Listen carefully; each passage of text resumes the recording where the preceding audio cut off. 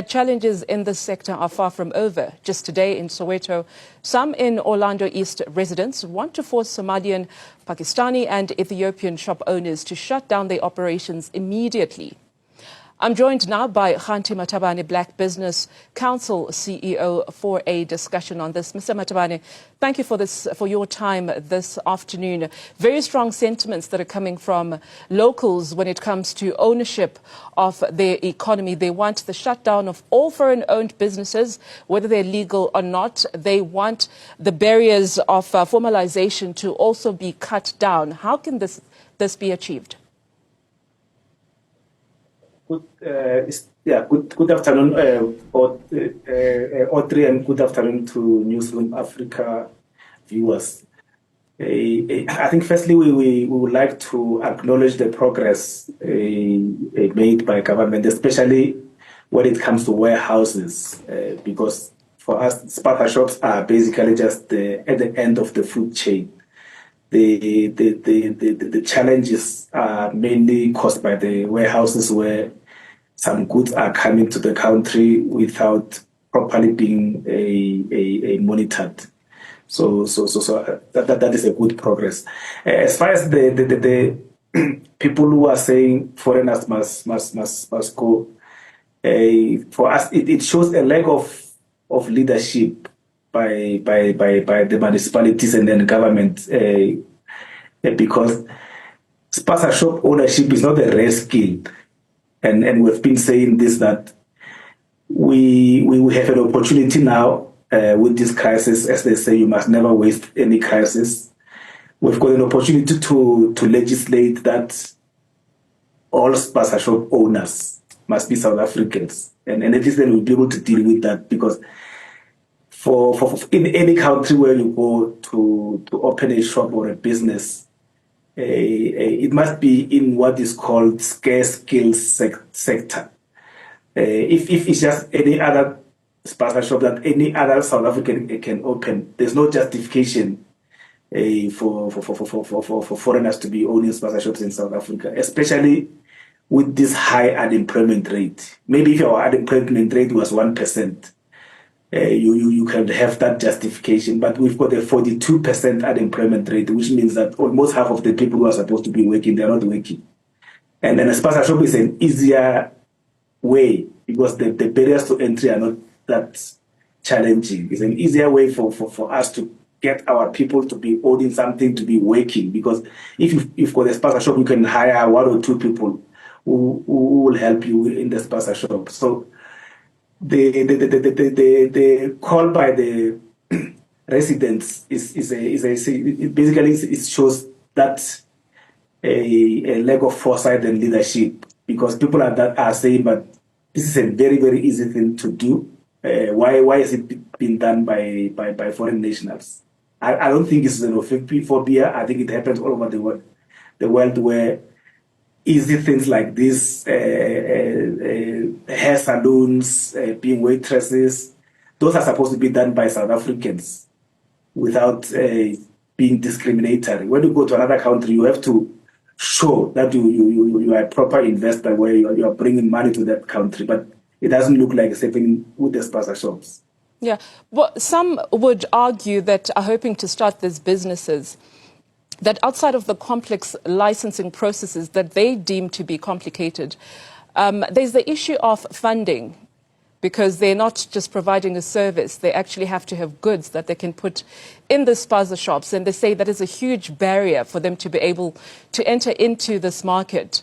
What kind of interventions do you think can be made? Also education on how to actually run this business, which I think is actually very crucial as well, when you look at people that are hoping to get into this market. Yeah, there are a lot of interventions especially from the small business development, where they are providing funding for spaza shop owners. So you are right. I think maybe the department needs to go out more and share information so that people can have access. As far as the skills is concerned, remember, before 1994, we didn't have these foreign nationals in South Africa. These spaza shops were run by our fathers, our grandfathers. So the skills issue for me is not it's neither here nor there.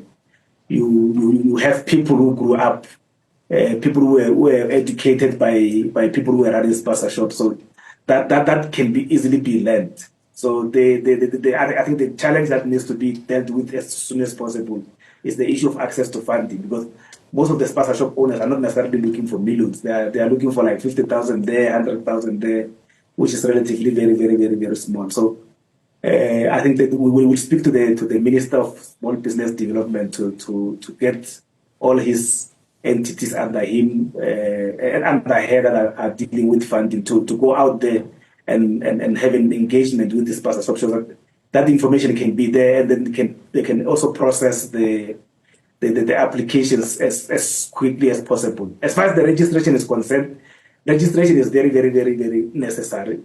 And it's not a tedious exercise. We've been exposed to it. It's just a basic registration to say, for the spaza shop, at this address, this is the registration. So we're encouraging our people to continue to register. And then we're also saying those who are renting out those spaza shops to foreign nationals, they must not register those spaza shops on behalf of those foreign nationals, because when you are running a spaza shop and when you are owning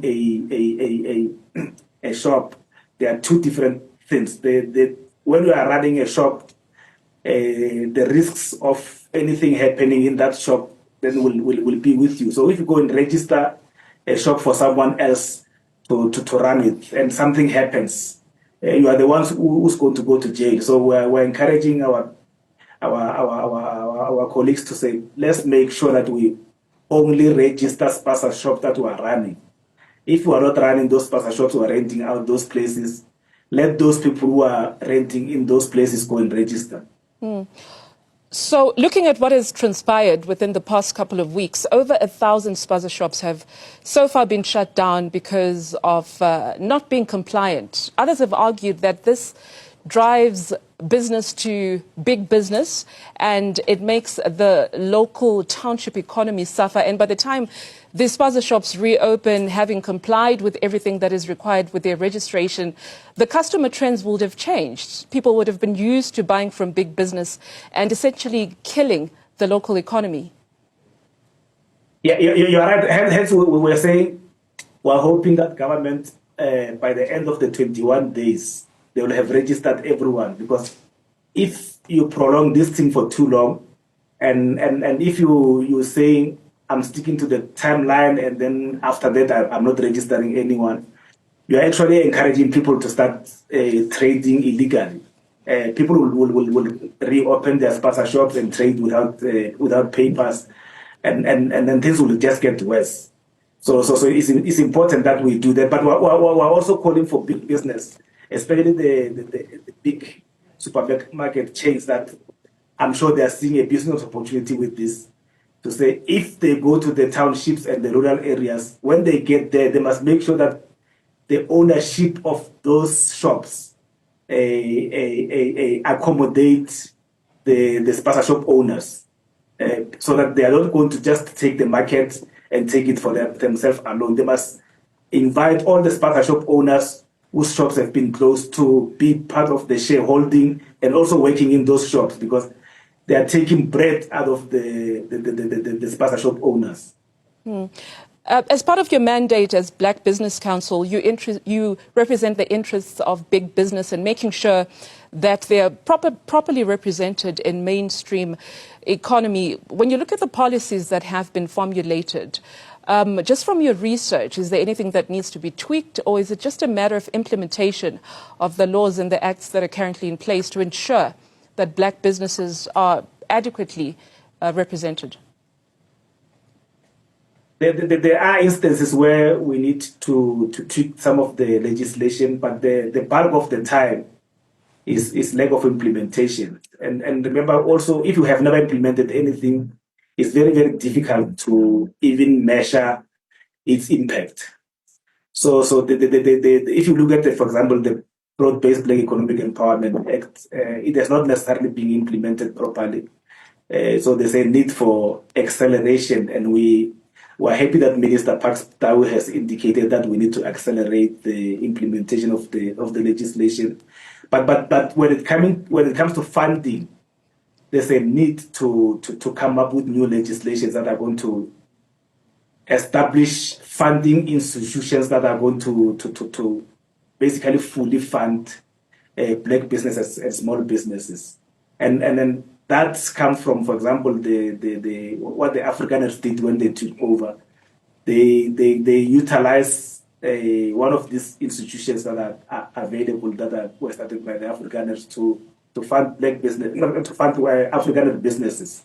Hence, in the past, we had what we call Sambo Bank, we had Volkskas, we had Trust Bank in the past, because those were instruments that were funding, but not partly funding, but fully funding a African business. So at the moment, we've got a challenge where, for example, if you need 100,000 for example, to fund for spaza shop, a financial institution is going to say to you, you need to have 10% from your own pocket. That is what is called skin in the game or own contribution.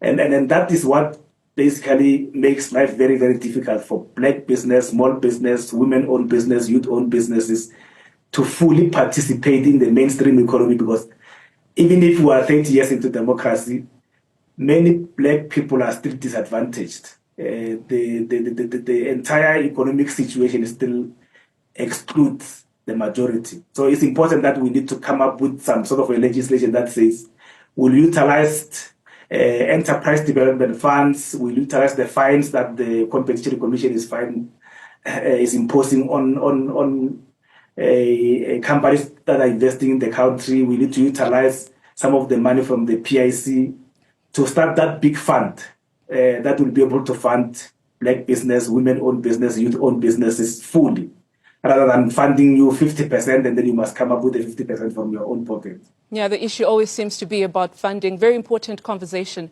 And of course, just trying to make sure that those barriers are broken down for the marginalized communities, those that are disadvantaged, to have a piece of that pie. Mr. Khanti Matabane, Black Business Council Chief Executive Officer, talking to us on this issue.